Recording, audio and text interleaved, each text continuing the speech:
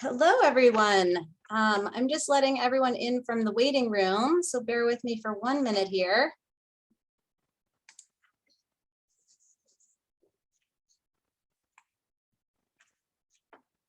All right, I hope you can all hear me. Welcome to this session, which is entitled Faculty Perspectives on Finding Your Academic Paths. My name is Ariella Lang. I'm an Associate Dean of Academic Affairs, which means I work on a range of issues related to academic opportunities, and more broadly, I work to support your academic experience as undergraduates, as incoming undergraduates in the college. So I look forward to meeting you in person very soon. I want to welcome our faculty panelists who represent fields from across the humanities, the social sciences, science disciplines, and who are here to speak to you today about the ways in which they work with undergraduates. Some of the questions, they'll be speaking about some of the questions they explore with incoming students, some topics that I hope you'll find useful as you begin your Columbia journey. So I will very briefly introduce our panelists. You're going to get to know them better as they speak. So this really is the most rudimentary of introductions. But we will hear from Professor Molly Murray. Welcome. Thanks for joining from across the pond, Professor Murray. Professor Murray is a faculty member and director of undergraduate studies in the Department of English and Comparative Literature. I will also mention that she is an alum of the college, so you have something in common with her. We will then hear from Professor Nicholas Kakufa, also joining us from across the Atlantic. Thanks so much. It's late for you. Professor Kakufa is a faculty member and director of undergraduate studies in the program in Hellenic Studies. We will then hear from Professor Karen Phillips, who is faculty member and director of undergraduate studies in the Department of Chemistry. Thanks so much for joining us from New York, Professor Phillips.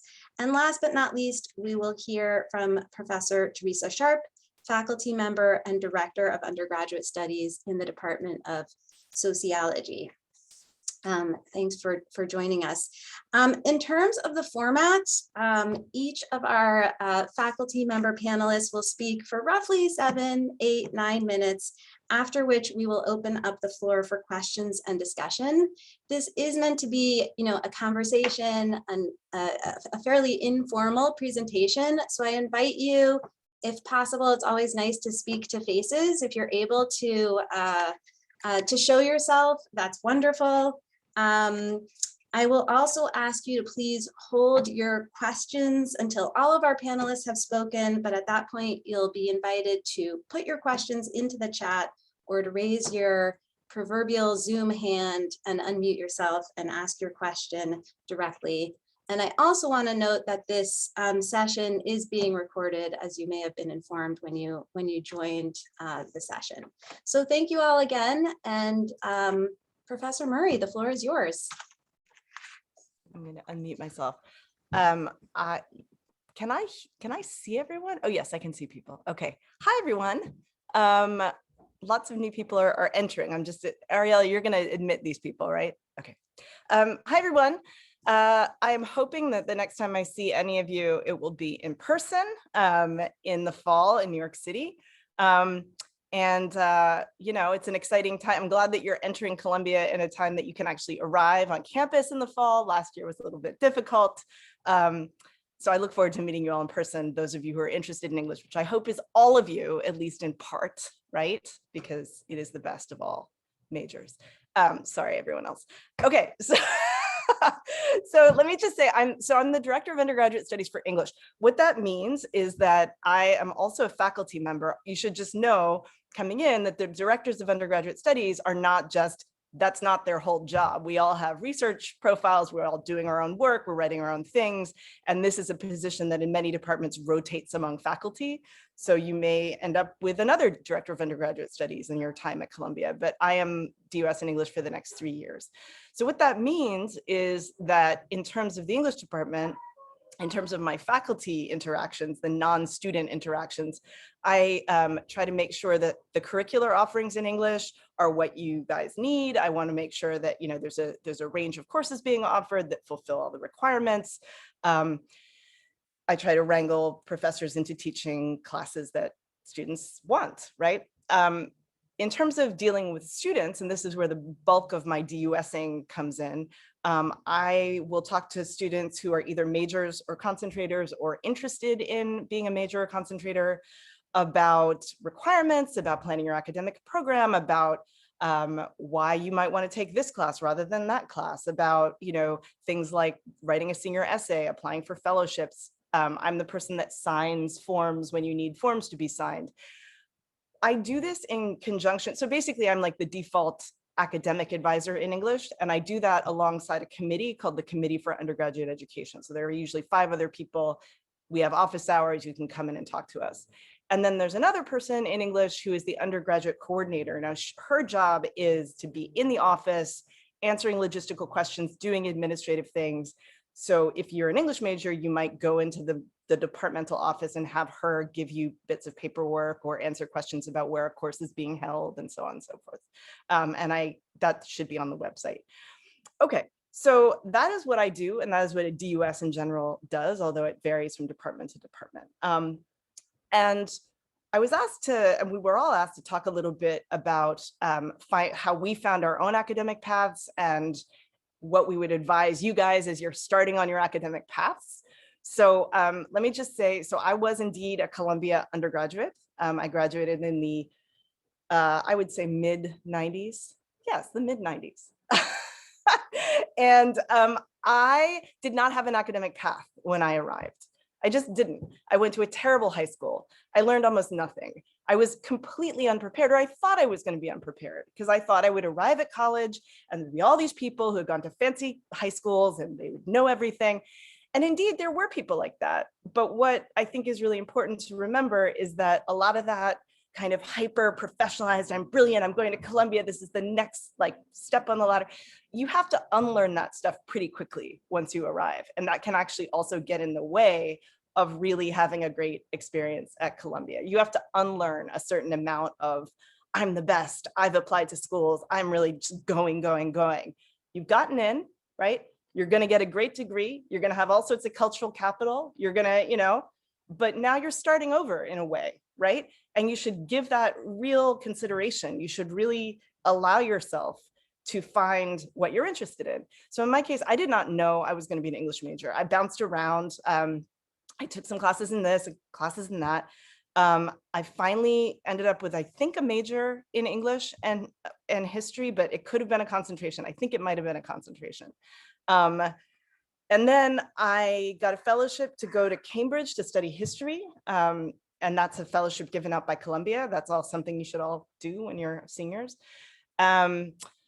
Then I came back and I didn't know whether I wanted to be a historian or an English person or do nothing at all. So I temped for a year. I tried to figure that out. I applied to PhD programs in English, PhD programs in history, decided I wanted to do English, went to Berkeley, dropped out of Berkeley, went to Yale, did my PhD at Yale, and then it ended up back at Columbia. So my story has a lot of like fancy academic names in it, but it was really indirect and circuitous and was not like, here I go on my path to becoming an English professor. It was pretty meandering, right? And so again, I say this only to say that you do not need to know what you are doing at this point in your academic career. In fact, it's best if you pretend that you do not know what you are doing and find it again if you can, right? Okay, so this is the general advice is, well, actually, well, let me give you some English specific advice. If you're interested in being an English major, here is what I would suggest. You could take a class that we have called LTCM, Literary Text and Critical Methods, which is our intro lecture to English. And it is the only class that you have to take as an English major. So you could take that in your freshman year if you wanted. But you could also just take Lit Hum and take university writing and, you know, practice your reading skills, practice your writing skills. There is plenty of time to complete an English major or concentration after the first year is over. So don't feel as if the pressure is on at this point, at least for English. There are other departments where maybe that's not so much the case, but in English, at least, you've got time to choose it, right? And this is my general advice, and this is the thing I will stress, and this is maybe some of my colleagues will contradict me on this, but this is my general piece of advice to everyone in the Zoom. Do not worry about your major, right? And in fact, consider not majoring. If you're a Columbia College student, you do not need to major. You can just concentrate, and that is totally fine. There is no program in the world that is not going to admit you because you are a mere concentrator and not an English, not a major, right? Columbia is different. You all chose Columbia knowing about this crazy core curriculum that you're all going to go through. And that curriculum takes up a lot of time, right? And when you finish it, you may not have as much time in your schedule as other people who have been able to sort of do what they do from the very beginning. So if you are a monomaniac and you know that the only thing you want to do is study psychology, fine, right? But you should also allow yourself to take courses that you may not know if you're interested in subjects that you've never heard of or whatever. That is completely legitimate. I would say if I were coming into Columbia, I would plan on doing a concentration, and only if I got really into something would I kind of turn that into a major. That's my 2 cents. In no way, over the years that I've taught in the English department, in no way has doing an English concentration hurt people's chances of getting into graduate school or doing, go to law school or whatever. It just does not matter. Now, if you wanted to be super conscientious, you could reach out to some of the departments that you're interested in just to make sure, because I know in Comp Lit, there are a lot of language requirements. In certain kinds of hard sciences, they do have a pretty strict progression, and you kind of need to get that going early. But, you shouldn't feel as if your first semester at Columbia, you need to be on a treadmill, like going, right, at all. So in closing, English is great. You should all take English classes. You should major in English if you want. Concentrate. That's even better. Every other major is great too. Allow yourself to find what you're interested in and allow yourself to surprise yourself. That is what I would say. Okay, I'm going to stop talking. I'm going to hand it over to the next faculty presenter. That's me, right? Yes. So thanks so much. The Yassas. floor is yours. So Yassas, that means hello from Cyprus. As you know, or might not know, Cyprus was an ex-British colony. So it's appropriate to start by saying that English is not necessarily the best major at Columbia or the only major as a product of colonialism. I can say, Molly, well, so I am the DUS in Hellenic Studies, which is part of the program in Hellenic Studies, which is hosted in the Classics department. And that's like the first sort of course in existing at Columbia. There's so many different sort of programs and languages and ways to study that exist in different departments. And that's the first thing I want you to know, right? Even though we're in Classics, we do modern Greek. I'm gonna wear a second hat, that of the language instructor, and tell you that since you joined Columbia, you have 4 semesters, unless you actually did the exams or you're not supposed to do it, you have 4 semesters of language learning. Columbia offers over 50 languages, okay? Over 50. So English is one of them, but we have 50 languages. Many languages are less commonly taught languages like modern Greek. We have a wide range of languages for you to study. My first advice to incoming students is start with a language class. Why is that? That's something that you will have to do for 4 semesters. It gives you enough time to become good at it and then decide what you want to do with it. And at the same time, and the most important thing, which worked again last year, because this advice I gave last year as well, is it will build a community of people that you're interested in the same way, right? Even in the Zoom world, my students last year, I always teach elementary 1. I love incoming students. I love elementary 1. It's so fun. The students are now friends. They were in California, New York, Massachusetts. When they moved to New York in the spring, they were also friendly. They knew each other. Now they're doing intermediate modern Greek together. So start building your own community. Columbia is a huge place. It has so many departments, so many people. but you will build your own little world within Columbia. That's advice number one. Advice number two is take advantage of Columbia. Columbia has so many things to offer if you know how to look for them. An excellent opportunity I'm always part of, and I realize running it, is the Laidlaw Scholars, for example. So by the end of the first year, if you're passionate about a research project, you can actually apply to Laidlaw, get some funding, work with some faculty members at Columbia and do your own project. So that's advice number two. Know what Columbia has to offer. How do you know that? You go to your advisors, you go to your directors of undergraduate studies that they know specific about their disciplines, right? So if you come to me, I'll know of opportunities about studying in Greece, study abroad, or fellowships that are given to people studied in Greece. I'll be able to help you with fellowship after you finish. So two of my students are going, one of them is going to an island in Greece this year, and another one is going to Cyprus. They're majors. One is in architecture, one is in philosophy. What did they have in common? A special concentration in Hellenic studies. So Columbia offers majors, concentrations, as Molly said, and then a smaller sort of concentration, which is fewer credits because it's very specialized, right? So that's the third thing. Don't be afraid to talk to people. I know that it might seem distant, especially as we're on Zoom, but email us if you have questions. One of the good things that came out of COVID is that we all now have good web pages with information. So that information is up to date. If you go to our website, let me shamelessly plug it, hellenic.columbia.edu, you'll see that there is information about placement tests and courses and people and events and testimonies of students before you. So you can find a lot of information there. And then you'll find my name at the end of the list, and you should feel free to contact me, Karen, Molly, Teresa, whoever, right? Don't be afraid to talk to people. I know that some of you will be more outgoing than others. Some of you will be more shy. We know that, we understand that, we're here to help you. Our target here, our plan here as DUSs and as faculty members is to help you reach your potential, right? You're our children now.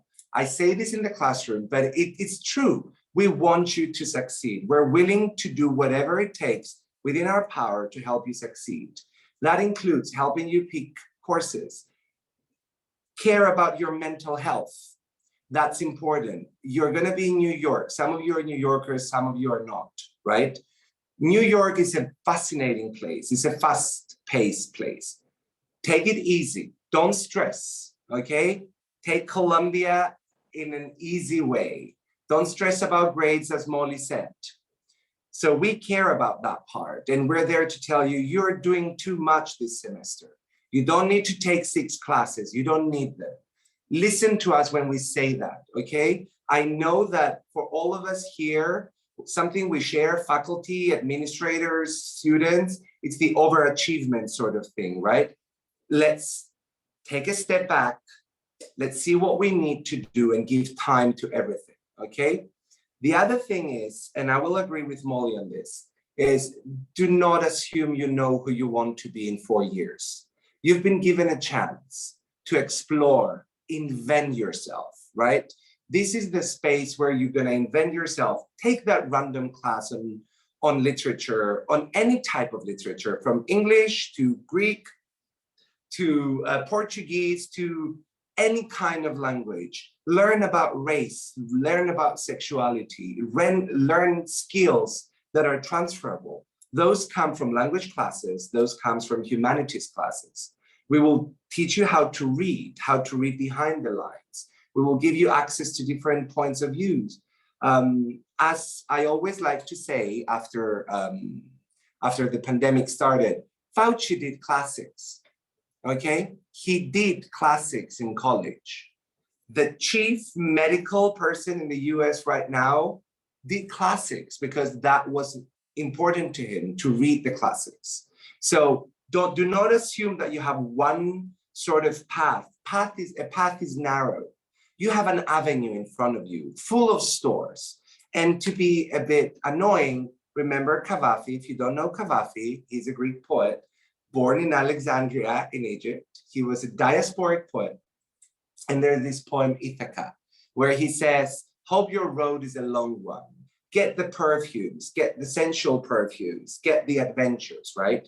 Even if that's the flavor of your study and you're sure you're going to do economics, but don't take more, right? Take some literature or arts. I have students that were doing dancing and biology and now they're studying medicine at Cornell.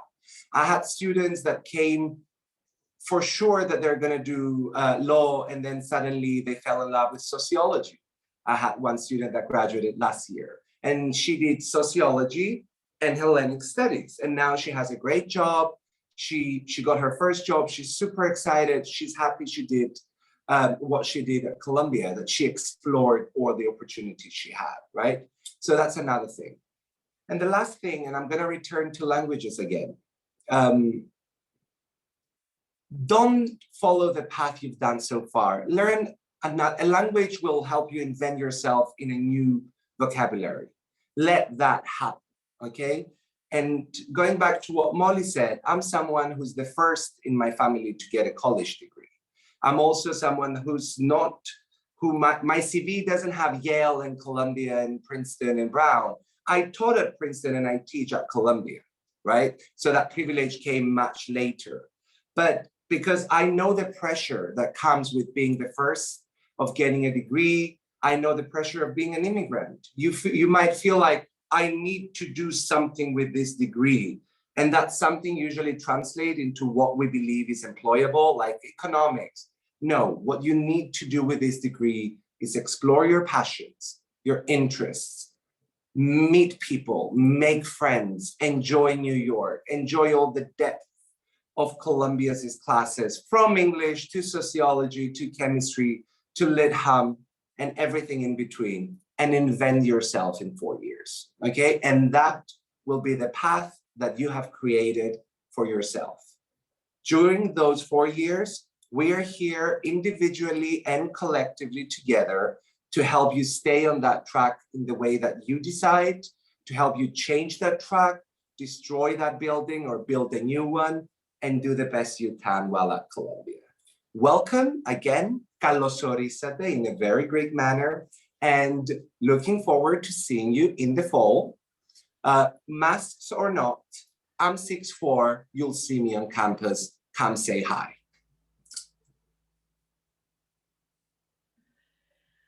Okay, so now I have to top all of that. So to start off, as you might be able to tell from a little bit of an accent, I am from Jamaica, which is also a former British colony. I have no objection to anyone being an English major. And I'm gonna say that in the context of, I think if there are students among you who are interested in the sciences, then you might be interested in like going to a graduate program in the sciences, but you might also be interested in a career in the health professions, medical school, dental school, veterinary school, right? So those are all reasons to take chemistry courses. But if you're interested in one of these health professions careers, it doesn't mean that you have to be a science major. You can be an English major, you can major in a language, but there are going to be particular requirements that you have to take to fulfill the requirements for entry into that professional program, right? So if you want to do medical, dental, or veterinary school, you have to take courses in chemistry, general chemistry, and organic chemistry, which is what I teach. You have to do courses in biology, you have to do courses in physics, but you also have to do courses in psychology and sociology, right? And so, but again, it doesn't mean that you have to major in the sciences. You should major in whatever makes you happy. You should major in things that you feel passionate about or, particularly interested in. And you might not discover that passion or focused interest until you get through a year or two of your undergraduate program. So I echo what was said about exploring.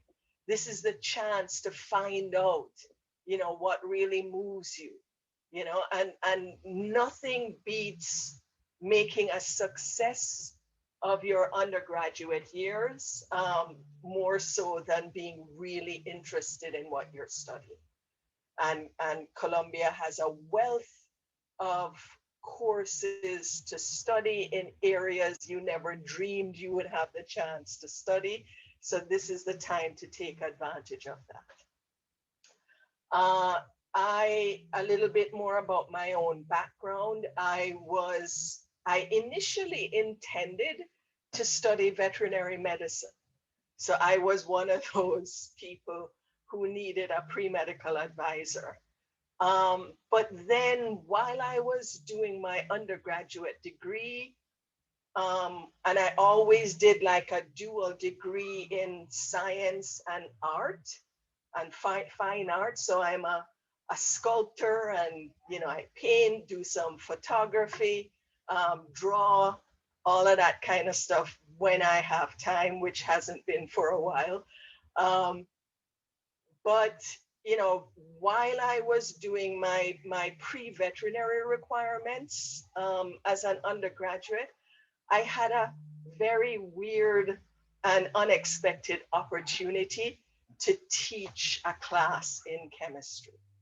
And whether it was chemistry or not, what happened to me was I fell in love with teaching, right? And so, at the same time, I was wondering whether I could handle the routine of euthanasia which would be necessary if I were to continue to become a veterinarian.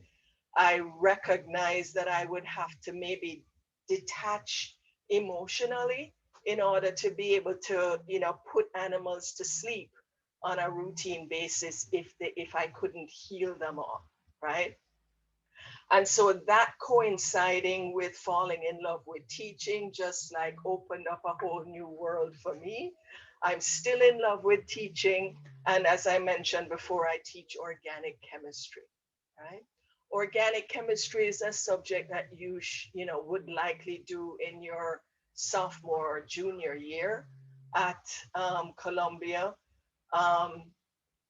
One thing I'll say about either being on a pre-medical track or on the track to become a chemistry major, it's probably a good idea to start off with general chemistry in your first year at Columbia. And the reason for that is that, if you take general chemistry, it's a prerequisite for organic chemistry and all of the upper level courses in chemistry. It's also a prerequisite for biology, right? And so for the biology department, it doesn't really matter what you've done in high school. They want to have record of a general chemistry course, either before you take biology, right? And so that's something to consider in your first year.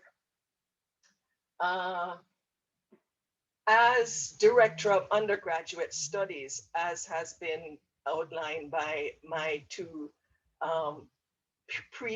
predecessors in this session, I'm one of the main people who advise undergraduate students in the chemistry department, right? There is also another person in chemistry who is the program manager. Her name is Dr. Vesna Gasparov, right? And what has been outlined as the responsibilities of the director of undergraduate studies in terms of student advising, Dr. Gasparov handles a lot of that alongside me for the chemistry department, right? So we both advise students on the progression through their majors and concentrations. And we also give, general advice on keeping up with your studies. I'm the first to to agree with Nicholas on not overloading yourselves, right? Students have a tendency, if they see somebody else doing a monstrous number of credits, they feel like they have to do that also, right? You want to get through this program in a way that feels good, right? And so, you should take that into account, especially having gone through this pandemic, right? Um, I think a lot of us have come to realize that our ability to take on huge tasks has limits. Even though we've had to do it in many cases, it's still a good idea to really put yourself and your own well-being at the forefront of your decisions, right? So keep that in mind as you make decisions about courses, right? Um, and make sure that you're giving yourself the opportunity to explore in areas that you might be interested in at the same time, right? I mentioned Dr. Gasparov, who is the program manager. She also teaches a course that many of you might be interested in. And it's called the First Year Seminar in Chemical Research, right?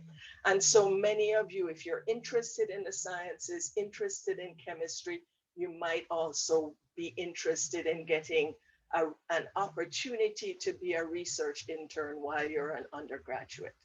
So that's a course that you would take in your second semester. So the spring semester of your freshman year, you can look out for that course taught by Dr. Gasparov, right? And she is also very heavily involved in the research fellowship programs at Columbia and is a good person to be in contact with if you have an interest in doing research, right?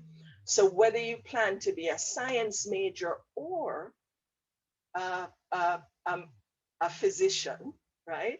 Having experience in research, in any kind of research, is of benefit, right? So for medical school, you don't necessarily have to do bench research in the sciences.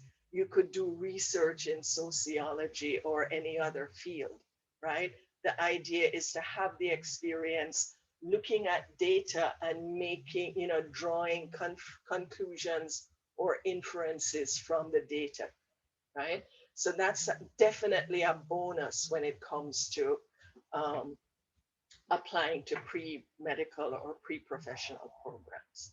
I was also a pre-medical advisor.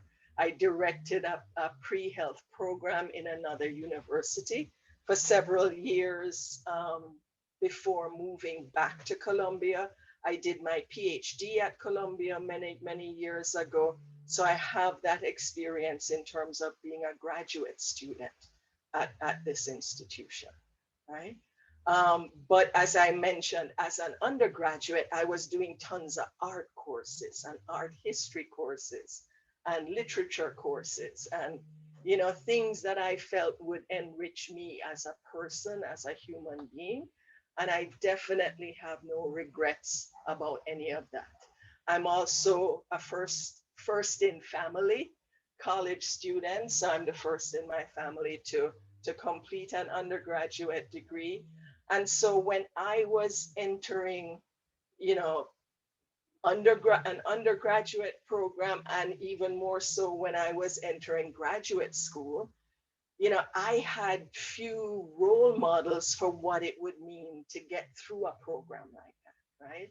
So that's also something that some of you might be grappling with, because you might not have had, you might not have a parent or a sibling who you can draw from for direct experience on what it means to go through a program like that. One thing I will say is, which links with the idea of not overloading yourselves, right? The transition from high school into undergraduate can be daunting. It can be, you can experience a dramatic shift in what it takes to be successful, right? Because if you're taking these courses, you know, courses at Columbia in particular tend to have great depth, right? And so you need to give yourself the chance to get as much out of these courses as you can. So that's another reason not to overload yourself as you go through this, right? You need to be able to do well. If you want to go to graduate school, or if you want to have a career in the health professions, you want to also have good grades, right? And so you want to take advantage of as many opportunities to do well as you can. You know, make sure you program in time to go to your instructor's office hours, hear things described in slightly different ways. And that's another way to kind of get more out of the classes. You want to retain what you've studied, not just take it in the moment to get a grade. You know, if you're going to medical school, you have to do this dreaded thing called the MCAT, and your courses that you take are preparation for that, right? So get as much out of them as you possibly can, okay? And I think I'll leave it at that for now. And, you know, I'd be happy to answer more questions later.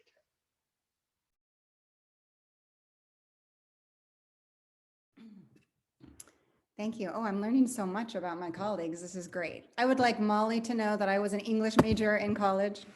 And I would like Nicholas to know that I took 2 years of language in college. So, but I ultimately ended up in sociology, and that's the perspective I'm coming at you all from today. I'm the director of undergraduate studies in sociology. And I also frequently, I'm not going to be doing it this fall, but frequently I teach the intro course to sociology, which is a class that we call here at Columbia the social world, and it's offered every semester. And I love teaching it in the fall semester because I have so many students in this class who are brand new to sociology, so like you all. And for many students who are walking into the classroom on the first day, some of you walk into the social world, and not only are you in your first semester, but sometimes it's your very first college class that you're walking into. So just imagine yourself, right? You're on campus, you're settled into your dorms, and now you're heading into your very first class, right? Think about what that's going to be like. It's, I think, tremendously exciting and also a little terrifying from what I hear from students. And I use students being new to Columbia. I use this excitement and this terror to have students practice thinking sociologically and practice using what a famous sociologist by the name of C. Wright Mills calls using your sociological imaginations. And so maybe some of you have heard this term before, this idea of the sociological imagination. But what that means is taking things that we see around us and subjecting them to scrutiny. And you do this in order to notice how so much of what we observe in our world is the product of human organization and human interaction. So in your other classes, you might learn about how the brain works or how our genes work or instincts come in. And in sociology courses, you learn about how much of what we observe in our world comes from how humans have constructed the world.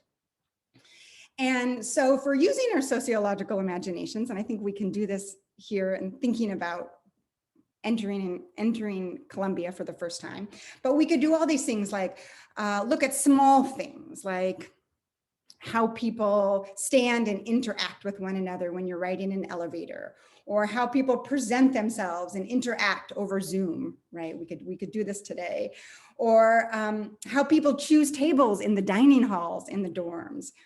And if we pay really close attention to all these things, we'll notice that there's all of these unspoken rules and norms about how one is supposed to behave in these spaces, right? So some of these you already know, right? You come into an elevator And you don't just face the back of the elevator, right? You come in and then you turn around and you face the doors. Or you probably all know, because I would imagine most of you spent your last year on Zoom, right? You know, you mute yourself when you come into Zoom class, right? All these are kind of like the traffic rules of everyday interactions. And I don't know the rules of choosing a table in the dining hall, but apparently there are lots of rules around this, and you are going to learn about these rules when you come to Columbia. So one of the things we do in class is we kind of examine some of these taken for granted rules and norms around interactions, and then we move on to bigger things, things of more consequence in our world. So things like, in sociology, we look at things like gender categories we have at this particular point in time in our society, in this society. Or we'll look at the racial and ethnic categories we have at this particular point in time in this society. And we examine how all these categories vary between different societies. We look at how these categories vary over time in a single society. And we learn that thinking sociologically means denaturalizing many of the things we take for granted in our daily lives. So we look at how politics and history and power shape these categories that are fundamental to how our society is organized. And the very first assignment I have my intro students do is an assignment that I call Stranging the Normal. And here's something that's really, really exciting about being a first-year student in college, which is that many, many things will be strange to you. And this is because you don't yet know the norms and the rules for all the things you're going to be doing here in college, right? So think about walking into that classroom on that first day, right? How do you choose where you're going to sit, right? I teach in this classroom, and this have like sits 400 people. Wow, where do you sit, right? How do you decide? What are the rules for addressing your professors? What do you call them, right? What are the rules for this very particular college ritual that a couple of you have already brought up, right? Office hours. What a weird term, right? Office hours. Some of you are going to know what this means, but some of you, the term itself doesn't explain what it is, right? What they are these particular hours that professors set aside to talk to students. And you can come and talk to us about course content. You can come talk to us, ask us for advice about college or other things. But this is something you're going to have to learn, right? And my advice, I would echo absolutely all the advice that my colleagues have given. I think it's absolutely fantastic advice. And I would add to this advice to embrace the newness of it all, right? And so what does this mean exactly? Well, I think it means several things. One, and this kind of relates to that assignment I was telling you about that I give students about stranging the normal, which it means paying attention, particularly your first semester. Pay attention to all the things that seem really strange to you. Be an ethnographer of your first semester at college. So write down the strange rules and norms, rituals you observe, because soon enough, much of it is going to be routine to you. You'll lose this newness. And once it's gone, it's gone. So have fun with the newness. Ask lots of questions. This goes back to what Nicholas was saying, right? Ask your advisors questions, ask your professors questions, ask your peers questions, ask the administrative staff you encounter in different offices you go to. Ask them questions about, what's going on here? What's going on in the space? What am I supposed to be doing here? So instead of feeling like you have to act like you understand already how all of it works, just embrace being curious about it all. Professors who teach intro courses are particularly good people to ask questions of, because they teach, really heavily first and second year students. So ask them questions. All of us here, the directors of undergraduate studies in the different majors, even if you don't think you're going to major in sociology and you want to come and ask me questions about, perhaps being a sociology major, or just maybe you're interested in taking some sociology classes just for fun, you can come and talk to me.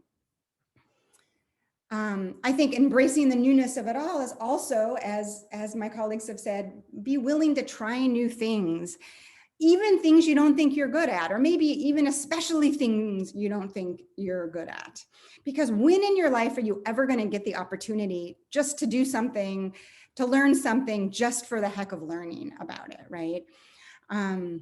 And in fact, this is one of my favorite things to do as faculty here is I like to go sit in, ask permission from my colleagues to come sit in on their classes, things I don't know about, and just say, can I come in and learn about, right? I didn't know anything about music, right?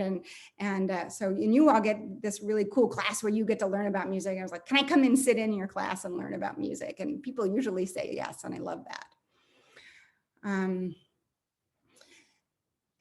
As a couple of you have brought up, right, some of you here are going to know the rules and norms of certain aspects of college better than others. And this isn't because those of you who know this stuff are smarter than the people who don't. It's simply because some of you grew up in families where this kind of college experience is more of the norm. Maybe you've heard about the idea of office hours mentioned. You already know what that is, right? But some of you are going to find more things when you first arrive, particularly unfamiliar about Columbia. Those of you who were the first people in your families to go to college, right? Or the first people in your family to go to a residential college where you move somewhere to go to college, where you live on campus. You will find parts of college particularly unfamiliar. Don't take it personally. Don't think it has anything to do with you, right? In fact, in sociology, we'll talk a lot about this, right? How people's different kind of class positions exposes them to different things. Just know that it's okay to ask questions. Seek out other first-generation college students and ask them questions because they'll be a little bit more familiar with why things might feel so strange to you at the beginning. Again, just be curious, ask questions, don't take it personally. I have a couple pieces of just really random advice that I was thinking about that I wish somebody had told me early on. That's sort of not related to this idea of just sort of being curious and making things strange and embracing the newness of it all. And that is, and this comes out of both my own experiences and experiences over the years of talking to a lot of different students, which is if you have an issue with procrastination, see if you can have a curious attitude towards why this might be happening to you, right? Do you put off starting new things? Are you a perfectionist and so it's hard to complete things? Is there something that makes it hard for you sometimes to kind of finish things in a timely manner? And I find that even all of you who are quite successful students struggle with this a lot. If you deal with procrastination, try to work on this as early as you can in your college career. And what I mean by this is, for some of us, it means going to therapy to figure out like why you do this. Some people might just need some help with executive functioning, right? Time management. No shame in any of this, but really, it took me many years to figure out where my propensity for procrastination comes from. And once I sort of figured it out, I could work with it in a better way. But absolutely, you want to see, if this is something that you deal with, you need to, seek out people to help you at Columbia. And there are people who can help you. Your advisors could help you, point you in the right direction. You have health insurance here where you can see a therapist, that kinds of stuff. So those kinds of resources are available to you. So I would say if you recognize yourself in the idea of procrastination, then try to work on that. Second thing is there's a writing center on campus. And I think even those of us who consider ourselves to be good writers can benefit from other people reading our stuff. Don't be embarrassed to go use one of these centers. There's so much that Columbia has to offer in terms of support for you in these different ways. And you know, take advantage of, ask people kind of about resources that they take advantage of on campus, and then just check it out, right? Go to the Writing Center with a piece of writing, see what they do with it, and use that to become a better writer. My very last piece of advice is be respectful to the staff people who work at this university, right? People who sit at those front offices and who deal with students coming in. The people who do this front interacting with students deal with a lot every day. They deal with stressed out students. And if you can cultivate an attitude of being respectful to people you come into contact with, it kind of makes the university, I think, overall just a better place to spend our time in. So that's my advice. Thank you so much, Professor Sharp, and thank you to all of our panelists. A round of virtual applause. I always love hearing this advice and thinking about the ways in which you as incoming students are able to engage with faculty, with departments, with the many resources that are available on campus here.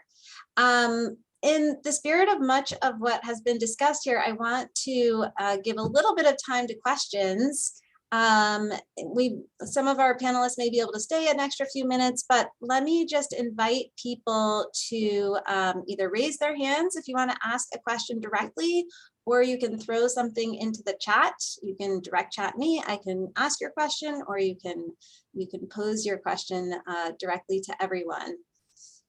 Anyone have a question for our panelists?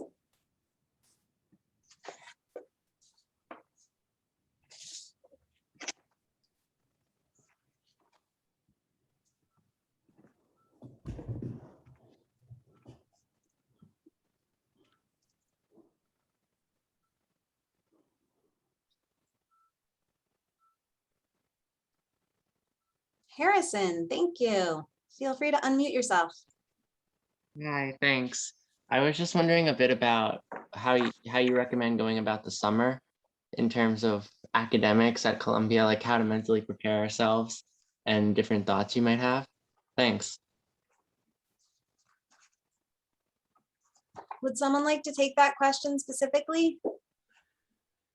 I can address that from the perspective of science classes, right? I think during the summer, it's particularly important not to overload yourselves because summer classes tend to be more intense. During the regular part of the academic year, a class might meet twice a week. In the summer, that class might meet 4 times a week or have a longer class sessions, right?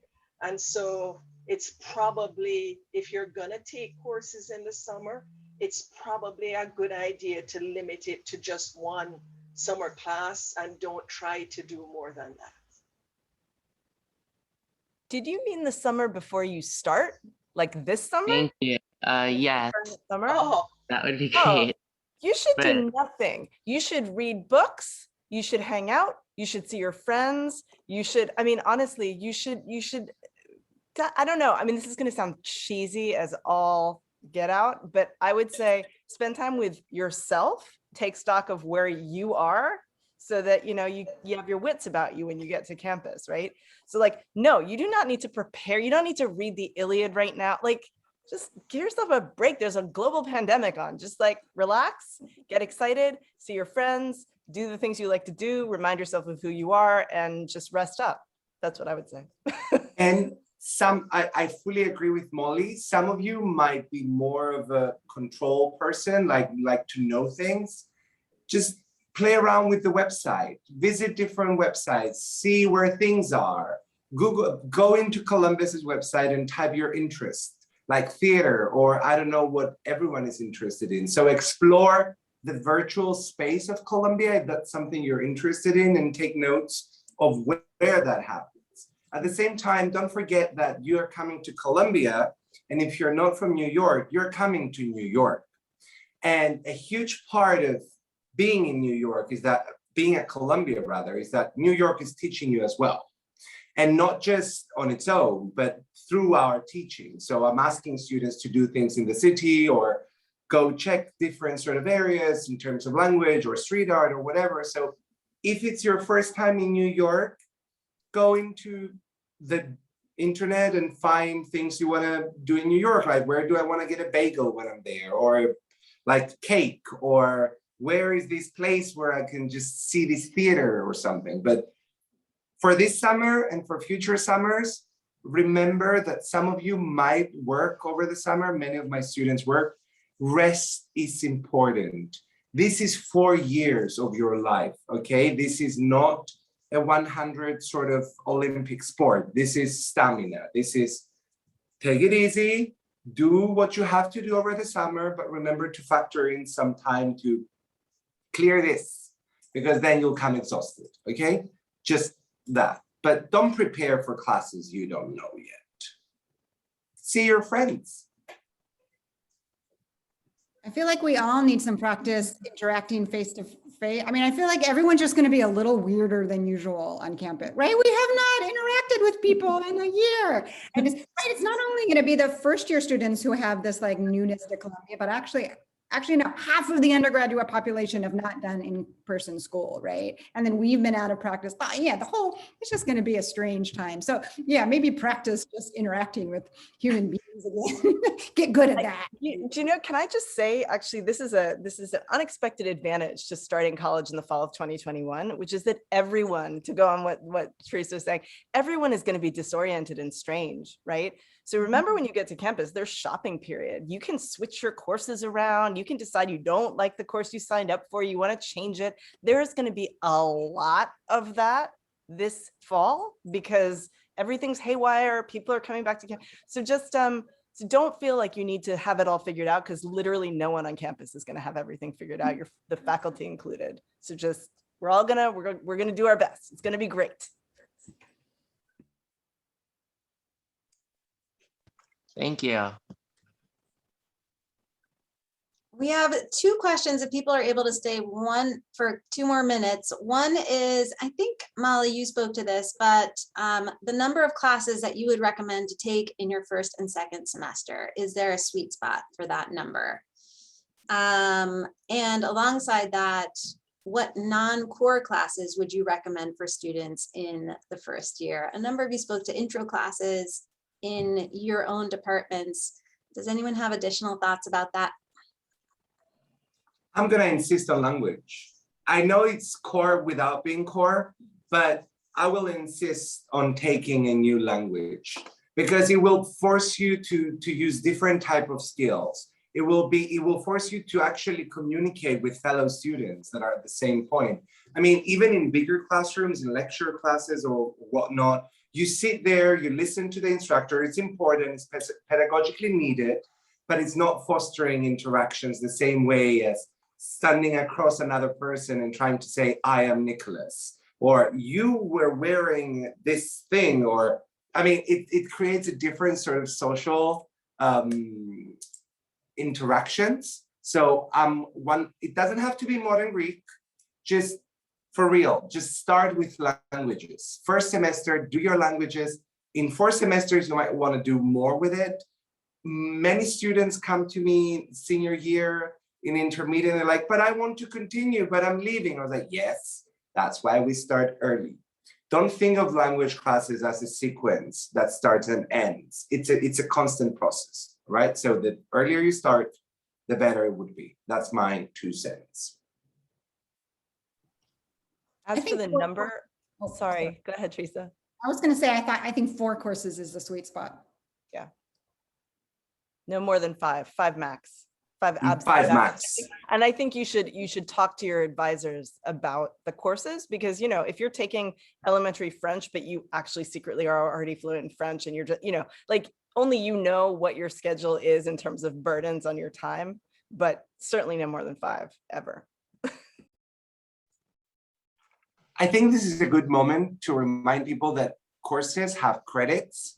So if you see a 4 hours class, a 4 credit class, that means 4 hours in class and then a lot of hours outside class. The interesting part with Columbia is that you can find some seminars with 4 credits. You see, oh, I meet with Professor Mary or Sharp or Kakufa only on Tuesday from 2 to 4. It should be fine.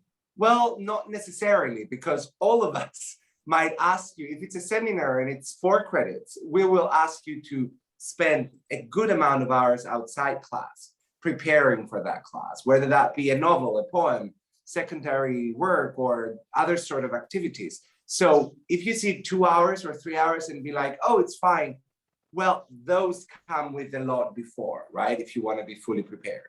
So it's not just about the number of classes, it's about the credits.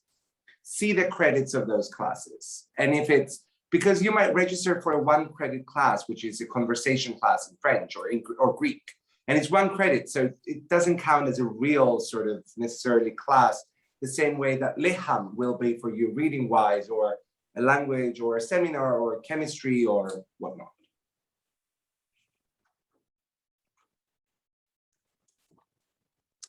All right, well, thank you so much again to our panelists. I'm going to give a round of virtual applause. Thank you all for joining. We're really looking forward to welcoming you on campus in the fall. If you joined this session late, it was recorded, and the recording will be made available to you. If you have other questions that come to you, or if we didn't get to your question, you can always email me at al223@columbia.edu. I am happy to forward your question, to share the emails of our very generous faculty members who joined us today, and to serve as a resource for questions that I can answer directly. So thank you all again. I hope you have a wonderful, relaxing rest of your summer, and we're excited to see you on campus in the fall. Thank you so much to our panelists. Bye, everyone. Great rest of your Thank summer. you. Thanks. Welcome. I want to take sociology now. Me too. Karen, I had never thought about the whole euthanasia thing as being such a, of course, I mean, now that I think about it, but as being such a core thing to veterinary study. Oh yeah, gosh.